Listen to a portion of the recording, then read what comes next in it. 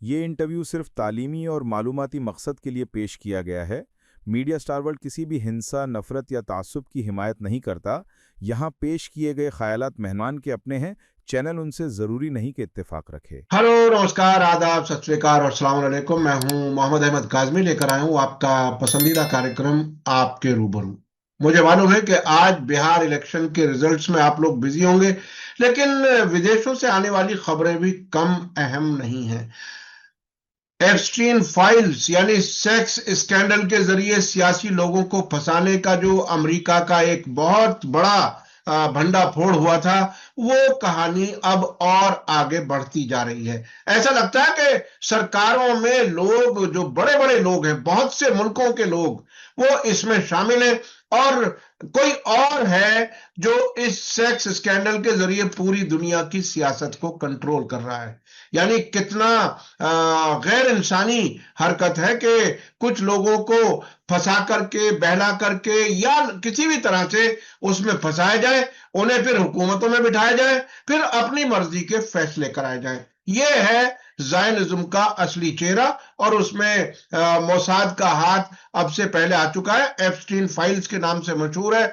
आपने अब से पहले भी बहुत सी आपको जानकारी मिली होगी अलग अलग तरीके से, लेकिन मीडिया स्टार वर्ल्ड ने सबसे पहले इस इशू को डिस्कस किया था फिरोज मीठी बोरवाला साहब के साथ, जो मुंबई में है और इंडो पैलेस्टाइन सॉलिडारिटी फोरम के जनरल सेक्रेटरी, और एक लंबे अरसे से फिलिस्तीन के इशू पर अपने आप को लगाए हुए हैं। इस जंग के दौरान तमाम इंटरनेशनल कॉन्फ्रेंसेस में आपने हिस्सा लिया है, और आज हमें बहुत अहम बातें वो बताने वाले हैं। जनाब फिरोज मीठी बोरवाला साहब, वेलकम है आपका। मीडिया स्टार वर्ल्ड को आप वक्त दे देते हैं, उसके लिए बहुत बहुत शुक्रिया। आज हम एप्स्टीन फाइल की भी बात करेंगे, इसके अलावा ये भी बात करेंगे कि एमबीएस मोहम्मद बिन सलमान जो ट्रंप के पास गए, वहां क्या क्या कहानियां, क्या क्या गुल खिले, इजराइल के साथ ताल्लुकात फिर से नॉर्मल कर लो, वो बात भी फिर से सामने आई। उधर इजराइल गाजा और लेबनान में लगातार हमले जारी रखे हुए, ईरान भी जंग की पूरी तैयारी में है।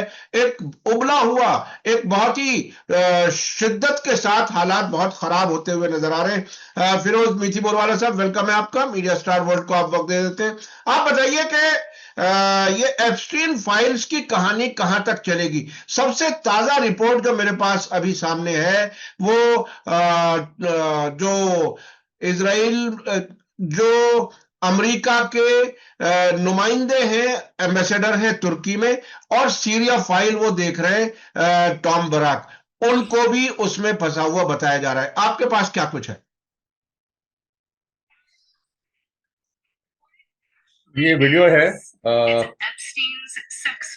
You see it? या, ये वीडियो है उन औरतों के जो बेसिकली विक्टिम्स है एप्स्टीन के, जहाँ एप्स्टीन ने इन लड़कियों का भी शोषण किया और सप्लाई भी किया है। तो अभी बात ऐसी है कि जो हम लोग ने पहले इंडिया में किया था एप्स्टीन फाइल की चर्चा, वो है क्या, पहले वो बता दें आपके दर्शकों को कि जेफरी एप्स्टाइन ने एक पीडोफाइल रैकेट चालू किया था। उसके पहले से चल रहा था, मगर वो बहुत ही बड़े पैमाने पे सामने आ गए, और 12, 13, 14 साल की लड़कियों को, 16, 17 साल की लड़कियों को वो जाल में फंसाता था थ्रू मॉडलिंग एजेंसीज, और बाद में मसाज पार्लर और अलग अलग तरीकों से, और बाद में सप्लाई करना शुरू करता था। इसमें ट्रम्प का नाम, बिल गेट्स का नाम, बिल क्लिंटन का नाम, डेमोक्रेट, रिपब्लिकन, बड़े जजेस, हॉलीवुड, एहूद बाराक का तो लगातार जो प्राइम मिनिस्टर रह चुके हैं इसराइल के, ये सबको लेकर एक बहुत बड़ी जाल फैलाई गई है। और ये अभी एकदम उजागर हो गया, एकदम एक्सपोज हो गया है। एक्चुअली क्या था कि ये जो ट्रम्प की सरकार का शटडाउन हुआ था, उसका भी आपको कारण बता दूं। 1.5 महीने से ट्रम्प की सरकार बंद थी, बराबर ना, और चालू करने का नाम नहीं ले रहा था। चालू कब हुई? जब वो 10 इलेक्शन हारे, जिसमें जोरान ममदानी ने सबसे बड़ी जीत न्यूयॉर्क में बता दी अफोर्डेबिलिटी क्राइसिस पे। क्योंकि जब सरकार बंद थी तो SNAP करके एक प्रोग्राम होता है, स्नैप करके, जिसमें फूड स्टैम्प मिलते हैं, और आई थिंक 40, मतलब बहुत बड़े पैमाने पे मिलियंस ऑफ लोग को, परिवारों को मिलता है फूड स्टैम्प, जिनका मिनिमम वेज होता है और वो खाना अफोर्ड नहीं कर सकते, तो उनको सरकार की तरफ से फूड स्टैम्प मिलता है। फिर वो वॉलमार्ट वगैरह में जाके खाना खरीदते हैं। वो भी बंद हो गया था 1.5 महीने से। तो ट्रम्प हारा सब जगह। अभी बात ऐसी थी कि वो अगर सरकार चालू करता तो और भी एक परेशानी थी। 2 महीने पहले रीटा ग्रिवाला करके एक कांग्रेस वुमन है जो जीती डेमोक्रेटिक पार्टी से, मगर उसका स्वेरिंग इन नहीं हो रहा था। अगर वो स्वेरिंग इन होता तो 200 जो वोट गिरता उससे एप्स्टीन फाइल को रिलीज करना पड़ता, इसलिए वो ट्रम्प ने सरकार ही बंद कर दी। सरकार बंद तो इलेक्शन हार रहे, सरकार चालू करेंगे तो एप्स्टीन रहेगी, तो एप्स्टीन फाइल निकालेंगे, उसको डील करेंगे, मगर डील नहीं कर पा रहे क्योंकि इतने बड़े पैमाने पे ऑफलोड डाउनलोड हो रहा है इंफॉर्मेशन एप्स्टीन के ईमेल्स का, और डेमोक्रेट्स पार्टी की तरफ से बहुत कुछ हो रहा है, मगर और भी पत्रकार है और भी सोर्सेज है जो ये पूरा ट्रम्प का जो पूरा रोल है, पहले से ज्यादा चीज अभी पब्लिक स्फीयर में आ गई है। तो पॉइंट इज के मैं तो मानता हूँ कि ट्रम्प के तो कुछ आखिरी दिन आ रहे, या रिपब्लिकन पार्टी 26 के जो मिड टर्म होगी बहुत बुरी तरीके से पिटने वाली है। कैश पटेल जो एफबीआई का चीफ है उसकी भी बहुत बुरी तरीके से, क्योंकि वो तो पूरा कवर पे लगा है। इसका मतलब ये होता है कि ट्रम्प बहुत ही वीक हो गया है, और जब अमेरिकन प्रेसिडेंट वीक होता है तो इजराइल उसका ज्यादा फायदा उठाती है, नेतन्याहू उसका ज्यादा फायदा उठाती है। इसी दौरान हम लोग देखते हैं कि जोलानी जो अलकायदा के आईसिस के डेप्यूटी चीफ या ये आतंकवादी संगठन के तकफीरी संगठन के चीफ रह चुके हैं, ट्रम्प से आके मुलाकात की व्हाइट हाउस में, जो आतंकवाद के खिलाफ, ग्लोबल वॉर ऑन टेरर, 9/11 हुआ वगैरह वगैरह, डेमोक्रेसी खतरे में, वेस्टर्न सिविलाइजेशन खतरे में, तो वो आईसिस का चीफ जो आपने खड़ा किया था वो आज आपके साथ आके हाथ मिला रहा है। मतलब ये भी मतलब होता है कि अभी जोलानी को काम पे लगाएंगे क्लियर कट हिजबुल्लाह के खिलाफ। ये उनका एक बहुत बड़ा टारगेट है, क्योंकि हिजबुल्लाह को इजराइल डेली बॉम्बिंग कर रही है, उसको बोल रहे कि निहत्ता हो जाओ, जैसे हमारे वैसे सऊदी, कतर, ये सब कंट्रीज बोल रहे हिजबुल्लाह के भी कि तुम हथियार डाल दो, और हथियार डालोगे, हिजबुल्लाह हथियार डालेगा तभी लेबनान पे इकोनॉमिक सैंक्शंस खत्म होंगे। मगर सबको पता है कि हमास हो या हिजबुल्लाह हो या इराकी हसल शाबी हो, ये सब गारंटीज है ये सभी सिक्योरिटी के। हसल शाबी नहीं होता तो इराक आज आईसिस के हाथ में चला गया होता। वो पीपल्स मिलिशिया बनी, शिया सुन्नी क्रिश्चियन सब साथ थे, तो उन्होंने वो इराकी आर्मी ने अगर ये पीपल्स मिलिशिया ने बचा दिया। असद अगर पीपल्स मिलिशिया को बढ़ा दिया था सीरिया में तो सीरिया भी नहीं गिरता। मगर आज हिजबुल्लाह है जो लेबनान के बचा कर रखा है, और हिजबुल्लाह ने अपनी गाजा के लिए भी बहुत बड़ी कुर्बानी दी इसी 2 सालों में, पहले से कुर्बानी दे रहा है। तो पॉइंट इसका भी ये बहुत क्रिटिकल फेज पे आ रहा है, और क्योंकि रोज हिजबुल्लाह पे अटैक हो रहा है, साउथ लेबनान पे बहुत रोज अटैक हो रहा है। अभी तो इसराइल ने दीवार बनाना भी शुरू कर दिया साउथ लेबनान के कुछ इलाकों में। तो ये बहुत ही क्रूशल फेज पे चीजें जारी है, जहां नेतन्याहू देख रहा है कि ईरान रोज ताकतवर हो रहा है, कुछ नए रेंज ऑफ मिसाइल्स भी ईरान बता रहा है, बंकर बस्टर किस्म के मिसाइल्स है, लॉन्ग रेंज बहुत ज्यादा है, क्योंकि आई थिंक ईरान के पास जो मिसाइल्स है ना रशिया के पास है, ना अमेरिका के पास है, ना चाइना के पास है। बहुत ही एडवांस मिसाइल सिस्टम है ईरान के पास, उन्होंने डेवलप कर दिया ड्रोन और मिसाइल्स को। और अभी ईरान ने तो चाइनीज 40 J-10FC फाइटर भी ले ली है। तो अभी ईरान की जो एरियल ताकत है वो भी बढ़ गई है। तो इजराइल नहीं चाहता कि ईरान और ताकतवर बने, जल्द से जल्द ईरान के खिलाफ एक कोई जंग हो जाए, वो कोशिश हो रही है। तो पिछली बार आप याद करो कि ईरान के जंग के पहले नेतन्याहू 3 बार व्हाइट हाउस आ गया था।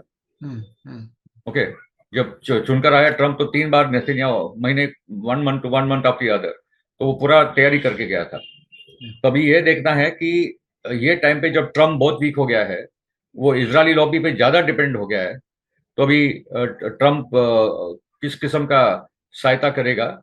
We have to watch out for Lebanon, and I think Iran की तो औकात नहीं इजराइल की हमला करने की, मगर नेतन्याहू पागल है, तो वो किस प्रकार से ये ट्रम्प को उतार उसमें, क्योंकि अभी ट्रम्प को कोई जरूरत है कोई बड़े क्राइसिस की, जहां से एप्स्टाइन फाइल पे से ध्यान हटे। ओके, क्योंकि जो औरतें हैं ये जो उन्होंने क्लियर कट वो बयान दे रहे कि ट्रम्प ने उनके साथ क्या किस्म की हरकतें की है, मतलब ट्रम्प की हरकतों को लेकर क्लियर कट एक एक औरत बयान दे रही है। तो सिर्फ एफबीआई कैश पटेल बोलता रहे कि हमारे पास जो इन्फॉर्मेशन है उसमें सब उन्होंने सब बता दिया और उसमें कुछ है नहीं वगैरह वगैरह, मगर जो औरतें आकर सामने से बोल रही पूरे देश को, पूरी दुनिया को, कि हमारे साथ ट्रम्प ने हरकतें की है, तो उस पर कुछ जांच पड़ताल होगी कि नहीं। मगर आप देखो इतना बड़ा डेमोक्रेटिक कंट्री वगैरह वगैरह, और ये पूरे कांड में कोई एक जेफरी एप्स्टाइन नहीं है। हजारों लोग लगे होंगे, जो लड़कियां सप्लाई, कवर अप, और ये वो कौन किधर है, बड़े बड़े लीडरों के नाम है इसमें, और किसी को हाथ नहीं लगा रहे लोग। ओके, मगर जनता में अभी बहुत बड़े, कुछ लोग को लग रहा था कि दब जाएगा, जैसे हर एक क्राइसिस दब जाती है, दबा नहीं पा रहे, क्योंकि ट्रम्प के सपोर्टर्स में भी ये बात बहुत दूर की चली गई है, क्योंकि ट्रम्प ही चिल्लाता था एप्स्टाइन पर, एप्स्टाइन पर, कैश पटेल ही चिल्लाता था हम लोग आएंगे तो पहले ये सब निकालेंगे, निकालने का नाम नहीं ले रहे, मगर चीजें यानी चल गई अमेरिका कल। अमेरिका अमेरिका की खुफिया एजेंसियां भी तकरीबन ऐसी हो गई जैसे हमारे यहाँ की खुफिया एजेंसियां और इलेक्शन कमीशन के, कुछ भी शिकायत आती रहे हम कानों में बिल्कुल जो है वो कानों को बंद करके बैठे रहेंगे। अच्छा, अभी पिछले एक हफ्ते के अंदर अंदर व्हाइट हाउस में दो बहुत ही अहम मीटिंगें हुई हैं जो वेस्ट एशिया के लिए बहुत ही इंपॉर्टेंट हैं। एक तो टेररिस्ट टर्न पॉलिटिशियन जो अहमद अल शरा, जिनको कहा गया अबू मोहम्मद अल जोलानी, जो आईएसआईएस का सरबराह था, उसको कहा गया कि आप आईएसआईएस से लड़ो। यानी एक अजीब एक बात आई। लेकिन साथ साथ ये भी खबर आई कि सीरिया का ये अल शरा जो है वो ईरान के खिलाफ और हिजबुल्लाह के खिलाफ लड़ने के लिए तैयारी करे, और उसको ये काम दिया गया है। दूसरी जो मीटिंग हुई है वो मोहम्मद बिन सलमान, सऊदी अरब के क्राउन प्रिंस, वहां पर एक इन्वेस्टमेंट कॉन्फ्रेंस भी की गई और ट्रंप के साथ मुलाकात की गई। और वहां से जो खबर आई वो ये कि ट्रंप दबाव दे रहे हैं कि इजराइल से ताल्लुकात जल्दी से नॉर्मल कर लो, सऊदी अरब से। तो ये एक ब्रॉड खाका नजर आ रहा है। इसको आप कितना आगे बढ़ते हुए देखना चाह रहे हैं? ये कोशिशें दम तोड़ जाएंगी या वाकई आगे बढ़ेंगी? मुझे नहीं लग रहा कि सऊदी इसराइल को रिकॉग्नाइज करेगा, कुछ भी हो जाए। बहुत ज्यादा पब्लिक प्रेशर है पूरे मुस्लिम वर्ल्ड का, और सलमान ने तो अभी बोल भी दिया था कि मैं वो नहीं करने वाला। तो वो ट्रम्प कुछ भी बोलते रहे, मगर आई डोंट थिंक अभी औकात है सलमान की भी कि ऐसा कोई कदम उठाए। यूनाइटेड अरब एमिरेट्स तो टोटली जा चुका है, वो तो इसराइल और वो इतना किस्म के पार्टनर है, चाहे वो सूडान हो, यमन हो, या जहाँ भी सीरिया, सब जगह हम लोगों ने यूएई का रोल देखा है। मगर सलमान को फिर भी बचकर रहना है। वो अंदर से क्या कर रहे हैं वो ऊपर वाला जाने, मगर पब्लिकली तो वो ये नहीं पोजीशन ले सकता कि मैं इसराइल को रिकॉग्नाइज कर रहा हूं, तो वो तो नहीं होने वाला। जो खतरा है वो जोलानी वाला खतरा है, और अगर जोलानी अपनी औकात के आगे कुछ जाके करता है तो इराक की जो हसल शाबी और जो मिलिशियाज है वो भी एक्टिव हो जाएगी, क्योंकि अभी जो इराक में इलेक्शन हुए हैं और एक स्टेबल सरकार की तरफ बढ़े हैं, और वहां भी अमेरिका का बहुत दबाव था कि ये मिलिशियाज अपनी हथियार सरेंडर कर ले, मगर वो नहीं हुआ। कहता भाई हिजबुल्लाह है, हसल शाबी है, दूसरे भी है। मगर अगर ऐसा कुछ हुआ तो ये इराकी मिलिशियाज भी जोलानी के खिलाफ लग जाएगी। और ये ना समझे कि हिजबुल्लाह अकेला है। एक्सेस ऑफ रेजिस्टेंस जानता है कि आज ये है तो कल वो है, तो ईरान ने भी क्लियर के बोल दिया कि हिजबुल्लाह को तो हम लोग पूरा सपोर्ट करेंगे हर तरीके से, हिजबुल्लाह को हारने नहीं देंगे। और हिजबुल्लाह बहुत ताकतवर है, उन्होंने बहुत कुर्बानियां झेली है, और एक लेवल आ रहा है कुछ बड़ी जंग की तरफ वापस बढ़ रही है बातें। ये दिख रहा है, कुछ महीनों की बात है या पता नहीं, या कुछ टाइम फ्रेम बोलना, मगर चीजें बहुत खतरनाक तरीके से आगे बढ़ती जा रही है। और ये ज्यादा खतरा मैं तो मानता हूँ इसराइल के लिए, क्योंकि इसराइल अपनी इतनी बड़ी गलतियां करते जा रहा है। पूरी दुनिया में सपोर्ट बेस खत्म हो चुका है, यहाँ तक कि न्यूयॉर्क में नेतन्याहू की औकात अभी जोरान ममदानी के खिलाफ भी नहीं है। मतलब न्यूयॉर्क में जो सेंटर है, ग्लोबल सेंटर है जायनिज्म का, वहीं एक यंग मुस्लिम डेमोक्रेटिक सोशलिस्ट ने, जोरान ममदानी ने उनको हरा दिया और जनता को इसराइल के खिलाफ खड़ा कर दिया है। अफोर्डेबिलिटी का तो इशू था ही कि फ्री ट्रैवल और बाकी के हाउसिंग वगैरह वो सब तो मूलभूत सवाल है, मगर क्योंकि जोरान ममदानी ने इसराइल के खिलाफ पोजीशन लिया, नेतन्याहू के खिलाफ पोजीशन लिया, नरसंहार के खिलाफ बोला, कहा कि मैं नेतन्याहू को अरेस्ट करूंगा अगर वो यहाँ आता है तो। ये सब कारण थे जोरान के जीत के। तो और अभी जो मैं लगातार बोलता रहा कि क्रिश्चियन कॉन्जर्वेटिव वोट बैंक कभी भाग रहा है इसराइल से दूर, खाली भाग नहीं रहा है, बहुत भड़क चुका है इसराइल पे। ये हमारे क्रिश्चियन कंट्री को ये इसराइल लॉबी ने कब्जा कर लिया है। क्रिश्चियन धर्म को पता नहीं क्या सत्यानाश करने की कोशिश की है। ईसा मसीह को क्या बोलते हैं, मधु को क्या बोलते हैं, सब चीजें भी सामने आ रही है। तो टकर कार्लसन, कैडिन सोविन्स, निक फ्यूएंटेस, बहुत सारे लोग हैं। और चार्ली को तो मार डाला, मगर बहुत बड़ा तबका है क्रिश्चियंस का जो लगातार अभी इसराइल के खिलाफ हो रहा है। तो इसराइल की डूबती नहीं है, क्योंकि अमेरिका में अगर पॉलिटिकल सपोर्ट, और अगर नहीं हो ही रहा है, आपको दो छोटे एग्जांपल दे दूं। थॉमस मैसी करके रिपब्लिकन कांग्रेसमैन है केंटकी स्टेट के, वो टोटली एंटी इसराइल, और वो अभी वापस इलेक्शन लड़ने वाले केंटकी से। मेरी मेडल्सन ने तुरंत अनाउंस किया कि मैं $20 बिलियन लेकर आ रही हूँ और इसको हराऊंगी। वो हरा नहीं पाएगी, थॉमस मैसी जीतने वाले। मार्जरी टेलर ग्रीन जो कांग्रेस वुमेन है, उसने ये ऐलान कर दिया कि वो प्रेसिडेंशियल प्राइमरीज रिपब्लिकन पार्टी की तरफ से लड़ेगी। तो ये जेडी वैंस क्या आएगा या कोई प्रो इजराइल कैंडिडेट आएगा रिपब्लिकन पार्टी से, उसकी अभी कोई गारंटी। और मार्जी टेलर ग्रीन ने बोला कि मेरे पूरे डोनर बेस है पूरे अमेरिका में, मैं कैंपेन करके प्राइमरी टिकट के लिए लड़ने वाली हूँ। तो अगर रिपब्लिकन पार्टी में ऐसा कोई कैंडिडेट सामने आता है जो एंटी इजराइल होता है, जो डेमोक्रेटिक पार्टी में भी ये कोई गारंटी नहीं है कि कमला हैरिस का तो कोई मतलब नहीं है, गैविन न्यूसम वहां से लड़ रहा है, मगर अगर बर्नी सैंडर्स और जोरान ममदानी के खेमे से वो लाइन का कोई एंटी इजराइल आ जाता है डेमोक्रेटिक पार्टी, क्योंकि जनता का एंटी इजराइल हो चुका है। और अमेरिका में एक अच्छी बात है कि टिकटें बंद कमरे में नहीं बढ़ती, आपको प्राइमरी इलेक्शन लड़ना पड़ता है आपकी पार्टी के कार्डर के सामने, और वो करते हैं। यानी अमेरिका का जो सियासी सिस्टम रहा है, जिसमें अब से पहले ये कहा जाता था कि चाहे रिपब्लिकन हो या डेमोक्रेट्स हो, ये इजराइल के ही हक में काम करते हैं।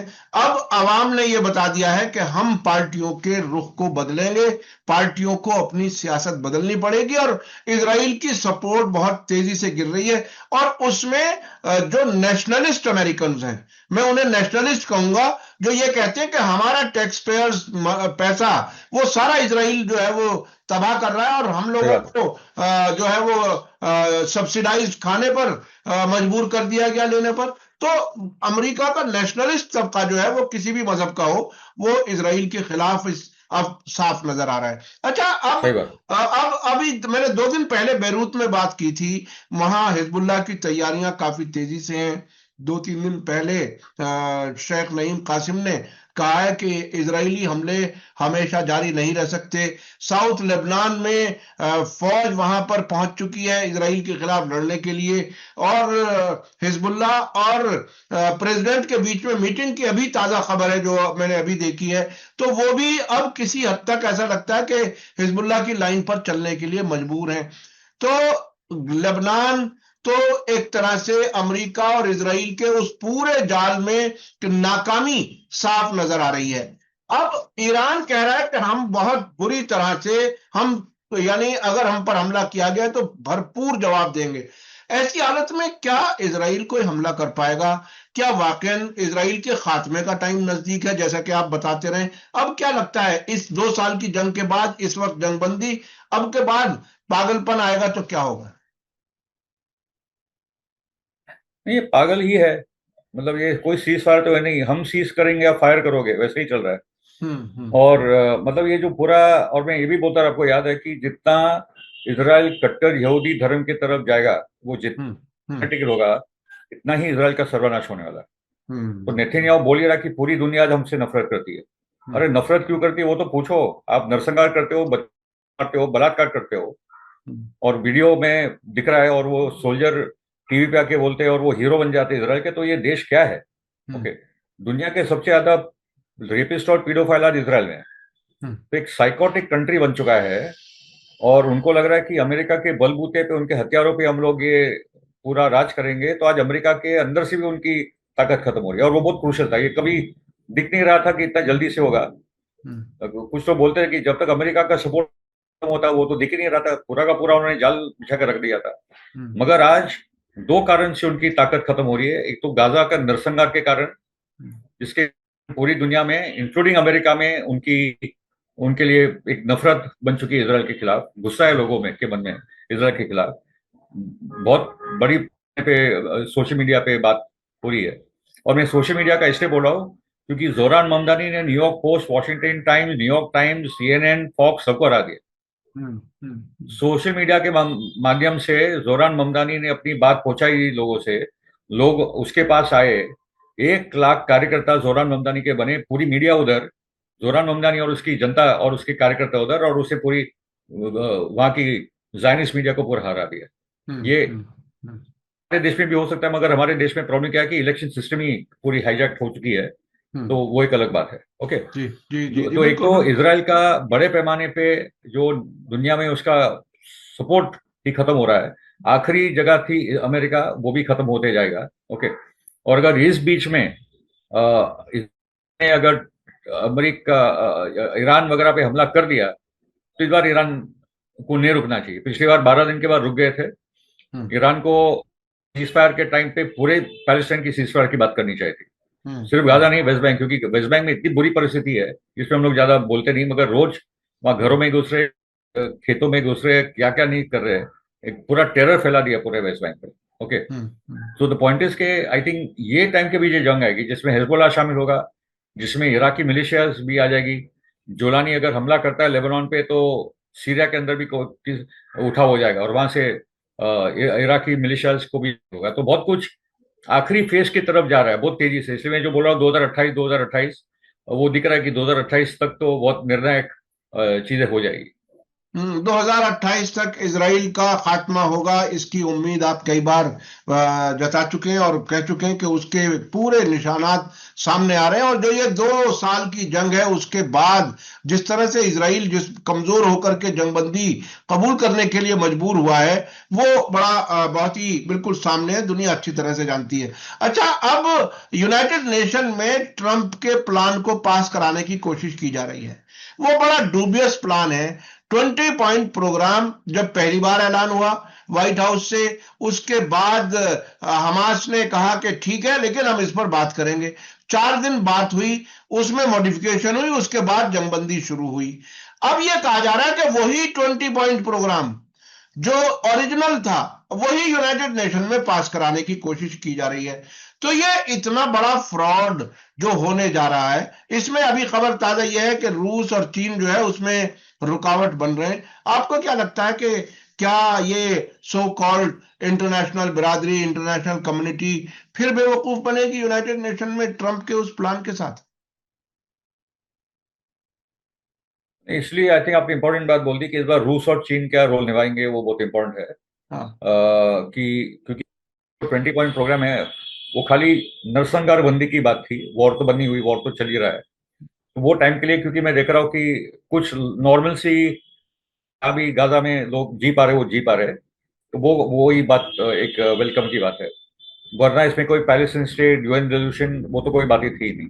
हम्म ओके, और दूसरी जो बात है कि जो इंटरनेशनल स्टेबलाइजेशन फोर्स आईएसएफ की बात है हम्म कि अलग अलग देशों की आर्मीज को कैसे उतारा जाए, तो इजिप्ट, तुर्की सब लोग बोल रहे हैं कि यूनाइटेड नेशन सिक्योरिटी काउंसिल के माध्यम से हो, कि हम्म हमारा रोल क्या होगा, हमारा मैंडेट क्या होगा, हम लोग को क्या करने जा रहे हैं वहां, वो यूनाइटेड नेशंस के तहत। तो वो एक सेंसिबल बात है।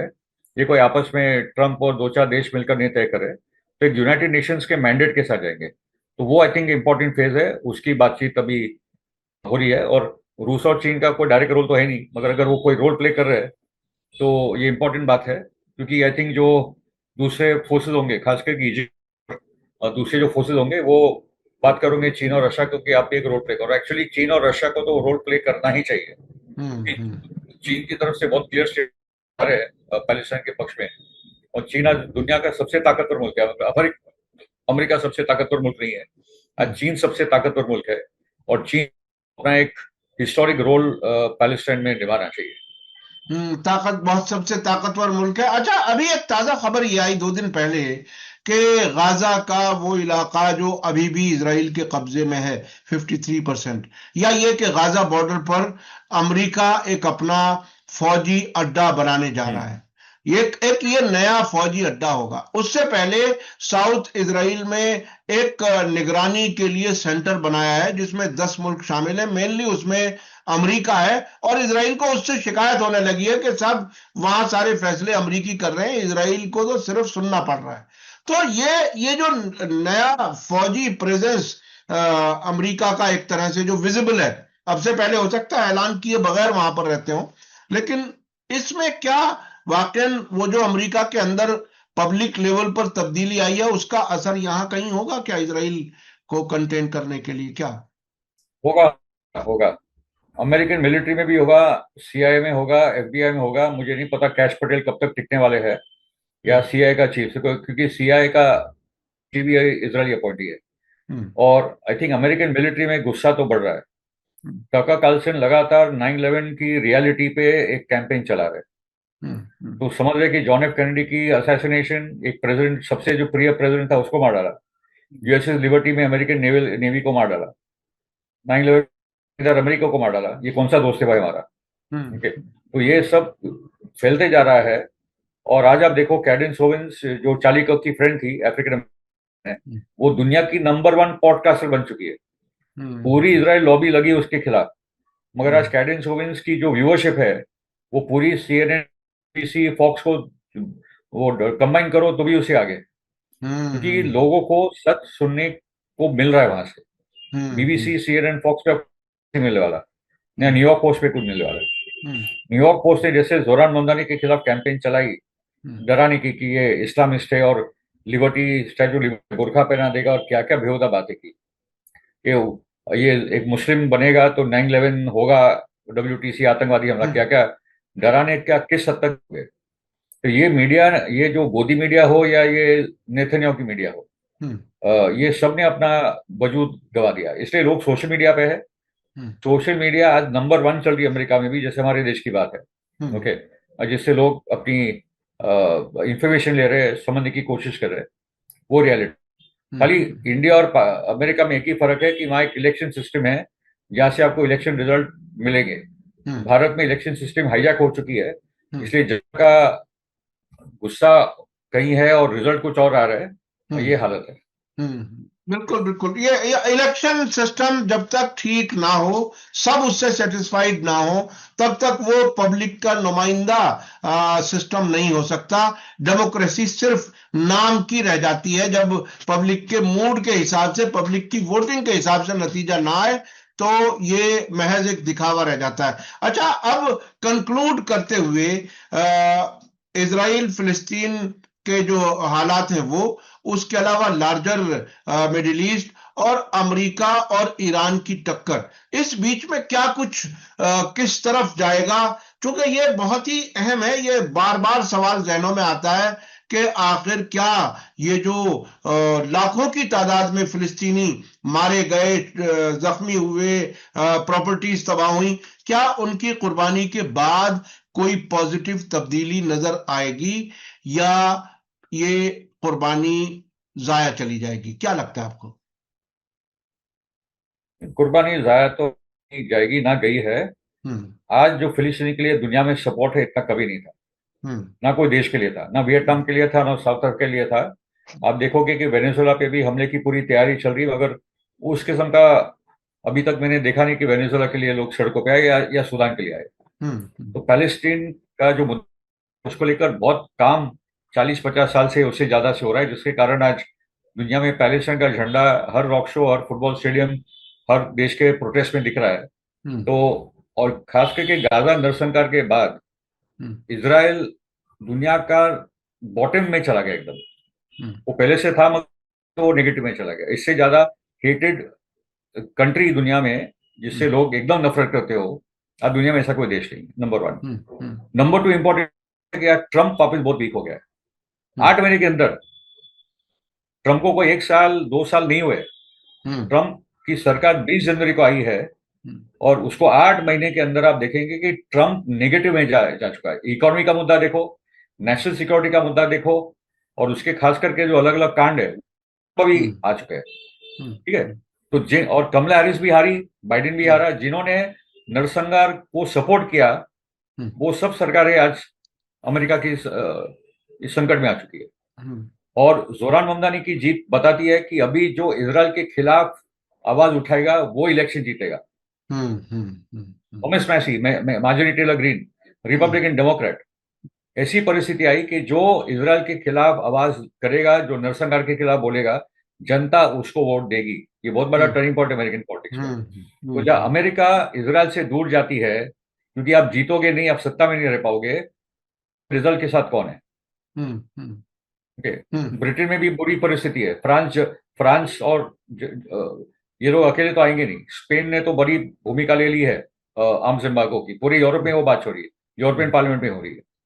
तो अगर ये लोग ही दूर हो गए, यूरोपियन दूर हो गए, अमेरिका में परिस्थिति बहुत ही खराब है, अनपॉपुलर हुई। जो जो भी सेनेटर्स और कांग्रेसमैन वुमेन ने एपैक का फंडिंग लिया है, वहां प्रोटेस्टर्स पहुंचते हैं, उनकी मीटिंग में आवाज करते हैं कि तुमने एपैक और इजरायल लॉबी का फंडिंग लिया है, तुम देशद्रोह हो, तुम मर्डरर हो, तुमने वो भाग जाते मंच पे से। अभी एपैक का पैसा लेना, इजरायल लॉबी का सपोर्ट लेना अभी एक कर्स बन चुका है। पहले ये बहुत ये बड़ी बात थी कि इजरायल ये ने ये पीछे था। बहुत बड़ी तब्दीली है। ये एग्जैक्टली। तब्दीली ये तब्दीली उस तरफ ले जा रही है अमेरिका को कि इजराइल से सपोर्ट पूरी तरह से खत्म कर दिया जाए। अवाम का, पब्लिक का मूड तो ये है। अब आने वाले वक्त में कौन सा ऐसा धोखा देने की कोशिश की जाएगी मीडिया के जरिए, कौन सा कोई नई जंग कराई जाएगी, जैसा कि आपने कहा कि ट्रंप को अब एक और बड़े क्राइसिस की जरूरत है। अगर फिर से कुछ और जंगें छिड़ी तो पूरी दुनिया के लिए बहरहाल वो तबाही के रास्ते पर ले जा। आतंकवादी हमला कुछ करवाया जाएगा, जी जंग जी, करवाई जाएगी, ये सब यही सब फॉर्मूला है। मगर अभी बिल्कुल। लोगों की आंखें खुल चुकी है, ये सब चलेगा नहीं। आप ये ओके। बात कई बार कह चुके हैं कि अमेरिका में एक बहुत बड़ा आतंकवादी हमला करा सकते हैं बाकायदा, ये लॉबी, और मोसाद। जो जो हाँ। जो इजराइल लॉबी है, और वापस फिर पूरे अमेरिका को इजराइल के हक में लाने की कोशिश की जा सकती है। लेकिन क्या ऐसी कोशिश होगी, क्या वो कोशिश नाकाम होगी, ये या कामयाब होगी, उसको आने वाला वक्त बताएगा। बहुत बहुत शुक्रिया फिरोज मीठी बोरवाला साहब, आप हमें वक्त दे देते हैं और थैंक यू। आपने एप्स्टीन फाइल के बारे में बहुत स्टडी किया है, बहुत सी चीजें आपने हमारे दर्शकों को बताई हैं। आज भी कुछ चीजों पे बात हुई। उम्मीद है कि ये एप्स्टीन फाइल ही शायद जितनी ये खुलेगी उतना ही दुनिया की सियासत में कोई शायद बेहतरी आ सके। वो लोग जो गंद फैला चुके, जो खुफिया एजेंसियां पूरे मुल्कों को कब्जा करने की और कोशिश एप्स्टीन करती फाइल हैं। का और एक बात है, एप्स्टीन हम्म, फाइल की और एक बात है, सब लोग जानते हैं कि मोसाद ने पूरा रिंग चलाया। जी जी, बिल्कुल बिल्कुल। Robert Mossad Maxwell, Ghislaine Maxwell, Jeffrey Epstein, Les Wexner, Ehud Barak, Larry Weinstein, सबके सब कट्टर यहूदी जायनिस्ट है, बिल्कुल जिन्होंने पूरा बिल्कुल जाल फंसाकर अमेरिका को कंट्रोल किया। तो आपने सही बात बोली कि जो नेशनलिस्ट अमेरिकन है, जो बिल्कुल अमेरिका फर्स्ट की बात करी, हमारा देश है भाई, तुम कैसे बिल्कुल कंट्रोल बिल्कुल करो तुम्हारे देश। तो ये बिल्कुल गुस्सा बिल्कुल, उभर रहा है, और ये अभी पूरी जो लॉबी है वो पीछे उनको ढकेला जा रहा है। यकीनी अमेरिका तौर को पर बहरहाल आजादी मिलनी चाहिए। पब्लिक का मूड अब पूरी तरह से इजराइल के खिलाफ है, जो एग्जैक्टली। ममदानी की एग्जैक्टली। जीत की शक्ल में और कई और जगह नजर आया। बहुत बहुत शुक्रिया फिरोज मीठी बोरवाला साहब। आज मैं अपने दर्शकों से कहना चाहूंगा, आज का वीडियो आपको कैसा लगा कमेंट्स में जरूर लिखें और ज्यादा से ज्यादा लोगों तक शेयर करें। इसी के साथ मुझे दीजिए इजाजत। धन्यवाद, शुक्रिया। जय भारत, जय हिंद। हमारे चैनल मीडिया स्टार वर्ल्ड को सब्सक्राइब कीजिए और बेल आइकॉन दबाइए ताकि हमारी हर नई वीडियो का नोटिफिकेशन आपको सीधे मिलता रहे। अगर आपको हमारी खबरें पसंद आती हैं तो उन्हें अपने व्हाट्सएप, इंस्टाग्राम, फेसबुक और ट्विटर अकाउंट्स पर शेयर करना ना भूलिए ताकि और लोग भी हकीकत से वाकिफ हो सकें।